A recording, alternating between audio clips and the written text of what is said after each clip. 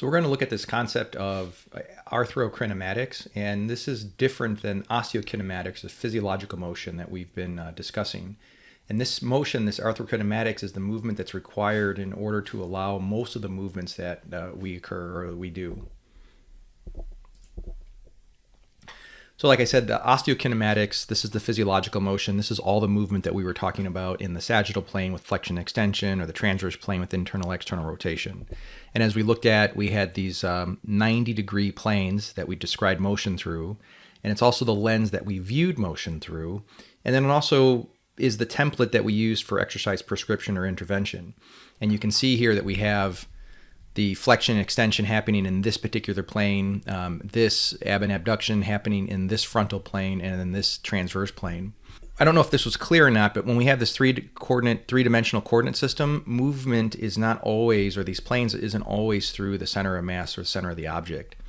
The reality is that these planes exist in multiple sections. So if we look over here, we'll see that the sagittal plane isn't straight through the middle, but we can have multiple slices of the sagittal plane. Same thing with the transverse plane, and also with the frontal or coronal plane. You can see a top-down view. This is the cardinal planes here, where we're looking at the image all the way to the left, but in reality, we'll be looking at these individual slices. Now, what you'll see down here on the lower right-hand side of this set of images is this concept called the oblique plane. And this actually is the most common plane of movement. It's a movement that's happening outside of one of those three cardinal 90-degree planes. Recall that all human movement is rotation, and we look at linear outputs, but we have these axes of rotation that are occurring. So you have this fixed axis, and you're rotating about, the segment's rotating about that axis. And so we have this slide here, which is a review slide, where you have that fixed axis. Now, this axis could be moving, but the majority of the mass is rotating about that particular axis. And we don't do the whole full 360 degrees, but we have like this hinge, this 1 degree or 2 degrees or 3 degrees of freedom, and we have the joint moving throughout that. Now, there's a problem. We are taking physics principles, engineering principles, and attempting to apply that to biology. We're taking this three-dimensional coordinate system that is straight lines, 90 degrees, perfect geometry, and we're trying to apply it to biology. And that's like comparing boards to branches, perfectly milled lumber to the chaotic design of nature, or lumber versus logs. And it's not that these perfectly 90-degree angles are stronger. I would actually argue that the natural form of these branches is probably stronger than these milled aspect of these boards, but the milled axis of the boards for construction and for us as humans when we're designing things, it allows us to mass produce and do things more efficiently. It doesn't necessarily mean it's better. But we have this problem. We're taking three-dimensional coordinate systems and trying to impose them into this biological system. If we look at the anatomy, there is no right angle or 90 degrees. The axis doesn't even really exist. There's no pin that you can pull out and you can say, oh, this is the movement that's happening here. It's a fictional or functional axis, just like the branch isn't straight as a board. Just because it's not straight doesn't mean it's not there, and it doesn't mean that it's not stronger, in this case, even better. We look at the knee, we have the same thing, and almost all the other synovial joints that we are analyzing in terms of flexion, extension, ab and abduction, we're dealing with this theoretical axis, this instantaneous axis, and there's a lot going on.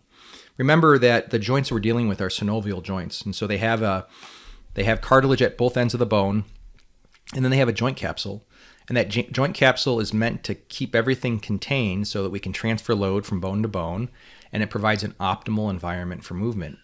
In these types of joints, joint congruency, meaning how the shape of this surface articulates with the shape of that surface, and joint stability based on the connective tissue surrounding the joint, they're key for functional and optimal movement.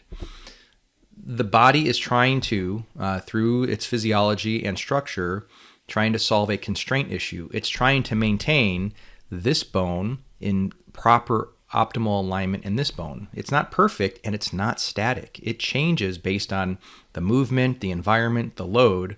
And in this case, stability, load bearing, balance, and efficiency are all the optimal or the focus for the response.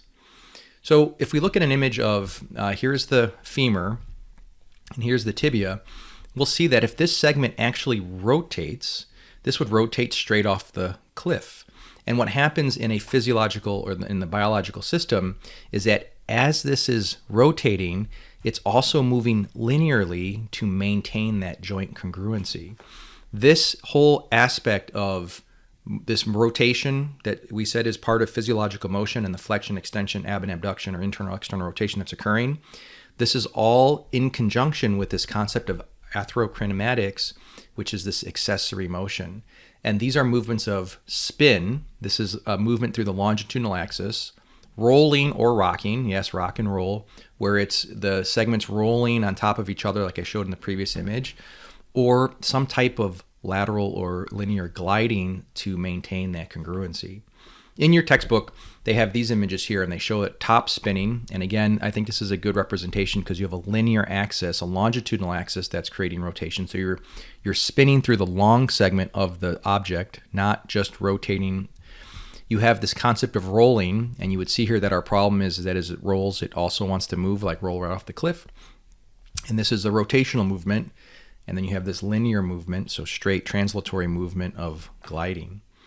So this is the problem that we presented there, is that as this thing rolls, you can see part 1, 2, 3, and 4. As it makes contact, it's going to line up with A, B, C, and D. And that axis of rotation is not going to stay centered. It's going to move linearly as this object rolls. And so we need to solve this problem articularly or biomechanically to have this solution. So as this thing rolls, this point stays pretty much congruent or in line with these 3 spots. Now, in order for this to happen, we have this downward movement. We need to eliminate this aspect, and that's where we get in this concept of glide.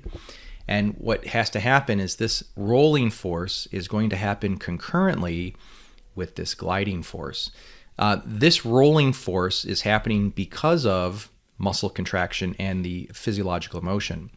This gliding aspect is usually a product of passive connective tissue, so like the joint capsule, cartilage, or in most cases, ligaments.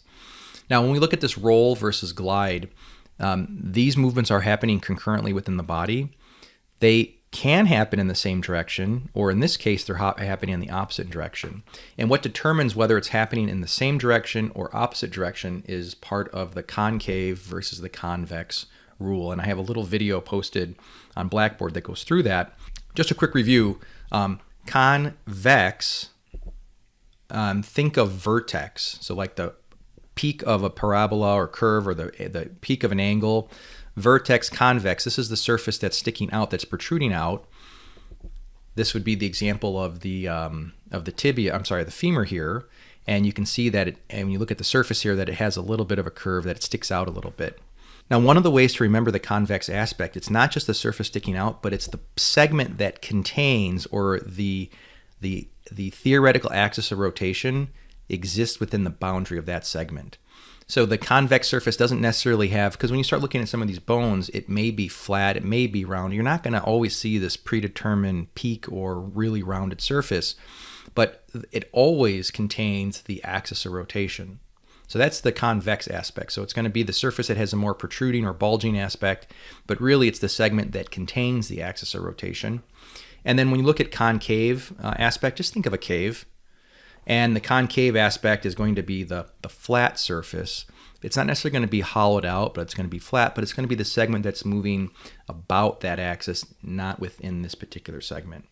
So depending upon if you have a convex on concave or concave on convex, you're going to have different rolling and sliding aspects. You can see this is the similar image that I posted earlier where you have the spin. And as you can see, the spinning is no different between surfaces. But when you roll, if you are the convex surface, the part that contains the axis of rotation, you're going to roll right off that cliff, and you're going to be sliding almost like in a rocking type aspect. And then if you roll with the concave on convex, you're going to be jamming up into the surface, and you're going to need to slide in a different direction. So here are the principles of movement within the aspects of arthrokinematics.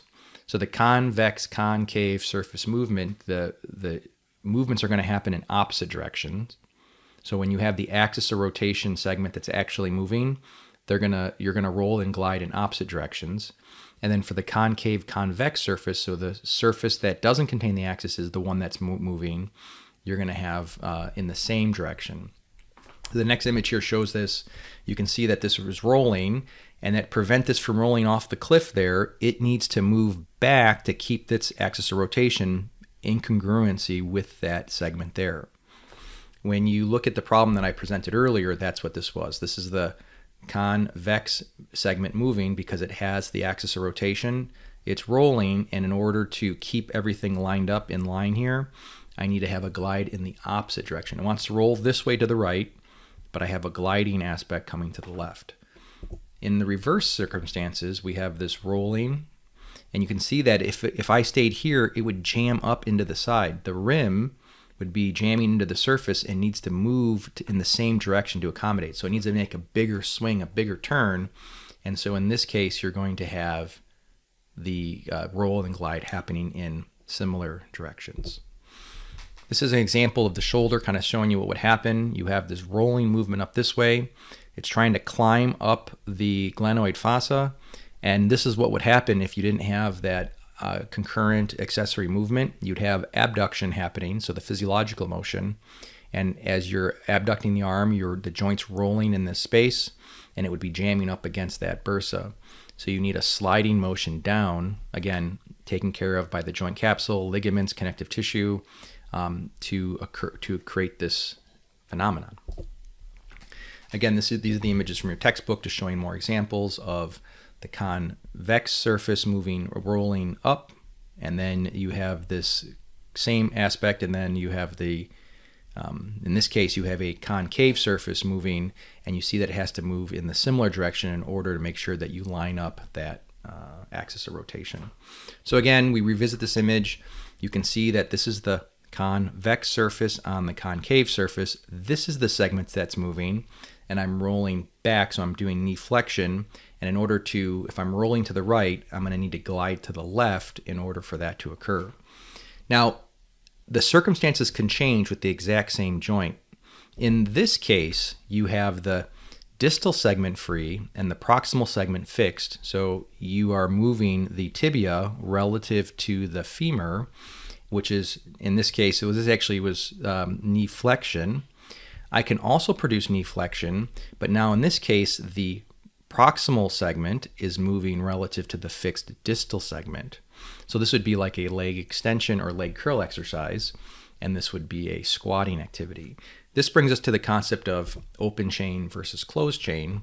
This is open chain because the distal segment or distal end of the segment is free to move. It's not fixed to the ground. And this is closed chain because the fixed segment, or the distal segment, is fixed to the ground. So you can get the same joint action, and two totally different because one's open chain, one's closed chain, or more importantly, the distal segment is moving relative to the proximal, or the proximal, you're getting inverse action. You're changing the biomechanical, or in this case, the accessory movement that's required. So it's not, you can't just memorize a joint, you have to know what's going on in terms of, is it tibia on femur movement or femur on tibia movement? And again, just one last example here to show this in more of a schematic function before we show the anatomy. Here's your tibia, there's your femur. This is the closed chain because the femur is moving relative to the tibia. The femur is moving up into knee extension, and you are rolling. And if this just rolled without any glide, it would be off center, not congruent. And so you would need a glide in the opposite direction in order for that to occur. So when we get to the knee, we'll be looking at how the connective tissue, like the ACL and PCL, are allowing this sliding to happen as the muscles are producing the rolling. So in this case, you're seeing knee extension. So this is coming up from a squat, and as it's rolling to the right, it's sliding to the left. And then this is producing knee extension, for instance, maybe in a leg extension, and you'll see now it's the axis of rotation's here. So this is the concave surface that's moving, and they're rolling and sliding in the same direction. So we get into these two terms now of component movement versus this concept of joint play. So when we look at component movement, these are the active components that accompany physiological motion. These are the passive structures of the articular system, usually ligaments and cartilage and sometimes bone shape, that are allowing these things to occur. Joint play is the passive available motion at a joint. These are movements that occur purely from external forces. So these are things that the joints can do, but it can't be performed by the muscles themselves. So these are joint compression, so jamming your finger into itself, or joint distraction, like pulling your finger. Yes, like pulling your finger. You have torsion or rotation, so like twisting your joint. And then you have distraction, you have shearing forces that are pulling the surface to slide from one way versus the other. So when we look at the accessory motion forces that we would impose upon anything, or the forces that would actually create these, is distraction, compression, and shearing. And now this gets us into our conversation of manual therapy. And when we look at manual therapy, this whole concept of manual therapy, where you're imposing some external force into the tissue, you can either use accessory motions, or you can be looking at physiological motions. And when we look at the accessory motions, this is what gets into this whole concept of joint mobilization. And when you're looking at the physiological motions, we're looking at joint overpressure. This is also called, which you're probably familiar with, is stretching. Just the question is, what are you stretching? Are you stretching the actual muscle tissue? Are you stretching the tendons, like in the physiological motions? Or are you putting pressure on the joint capsule, on the ligaments, on the other connective tissue? Sometimes we don't know where those forces are going. We're hoping we go on the particular forces, but it gets into a kind of precarious conversation about what stretching really is. And if anyone ever tells you that you can't do joint mobilization, well, stretching is joint mobilization, like what you think of a hamstring stretch. So when you give someone a hamstring stretch, you are doing a joint mobilization. You're just looking at physiological motions, not accessory motions. So the forces or the stresses that are applied to the tissues come from these type of aspects. So you're either going to put tension on tissue, you're going to compress tissue, you're going to bend, the shearing, or you're going to twist, or some combination of the aforementioned forces. And you're basically applying external force to the tissue, and you're hoping to get some change, right? And when you do this, if you have your hands on people and you start to take the joints through a range of motion, you are going to start getting feedback, and you're going to get what's called end feel. So when you look at this slide, it's looking at, you're imposing some kind of passive range of motion into your patient or client. And you are responsible for producing that movement, not them. So this is not coming from muscle contraction. Movement's happening at the joint, and you're going to get some feedback. Under normal circumstances, that's going to be one of three aspects. Your soft end feel is going to be more of the squishiness that you get from either muscle bulk or adipose tissue fat. So if you take your arm and try to bend all the way, and you try to touch your shoulder and you push down into your tissue, usually the mass of the bicep, even if you're a scrawny little pipsqueak, is going to be the restraint, the restriction on that. And so that's going to be your soft end feel. If you take your foot or ankle and jam it into dorsiflexion, so taking your foot off the gas, but you do this to someone else, so you can't do it physiologically, you're going to hit more bony end feel because of the structure of the joint. And when you get your firm end feel, that's going to be maybe tissue restriction. You've hit the limit of the tendon or the musculoskeletal aspect. But these are the three different types of end feels you're going to get. So if we have normal end feel, we also have abnormal end feel. And these are going to come in terms of like emptiness, like a bogginess, or a springy end feel. Basically what an empty end feel is that your patient, it's supposed to be a passive range of motion assessment, but they activated their muscle tension either purposely or in a guarding aspect, and you weren't able to reach the end because you were blocked by muscle tension generation. So this is usually when they're protective of pain or some instability that the body does not feel comfortable with. The boggy end feel is going to be similar to the soft end feel, but it's going to be a little bit more squishy because of the it's usually related to inflammation. So you have increased edema, you have increased fluid in the area, and it's going to be more of a squishy or a boggy end feel. And then the springy end feel is going to be more when you have tissue tears, or you most of the time won't get to the springy end feel because the empty end feel usually kicks in. So they usually guard that. But if there's some trauma or a stretch to the tissue, you're going to get like a little bit of a feedback mechanism from that. But when you apply overpressure to the joint, you're always going to get feedback. And as you build up your skills of putting your hands on patients or hands on clients, you'll learn to get that feedback, both in terms of palpation, what you're touching, but in this case, the feedback you're getting when you go through these ranges of motion, both passive. And when we're talking about manual therapy, we get introduced to this concept of joint congruency, which we talked about earlier. But what we get introduced to are these concepts of the open pack position and closed pack position. So if you're going to impose force on a joint and you're trying to maximize or explore the accessory range of motion, you want to take in consideration which positions have the optimal joint congruency and the maximal tension on the tissues, the connective tissues, and which positions have the most slack. The loose pack or open pack position, this is where you have relative incongruency. It's also referred to as the resting position. This is usually considered the optimal for manual therapy, but it's not exclusive for manual therapy. If you want to block motions and do different things, you might want to be in a closed pack position when you have optimal joint tightness. But if you're trying to kind of play around in the joint and explore a little bit and do a little shearing forces, and you're going to want to be in that loose pack position where the tissues have the maximal yield so you can move in all three directions as much as you can. The closed pack position, this is the maximal joint congruency. This is when you usually have the maximal tension on the tissues. When you look through your textbook, there's a whole listing of these positions, and you will memorize most of them, but we're not going to list them here in the lecture, but it's definitely something to be aware of, particularly in the spine, in the shoulder, and the hip, where you'll be doing most of your manual therapies. This takes a concept of accessory joint motions and at least shows you where you're going to go with it from a practical application. If you have any questions, please send me an email.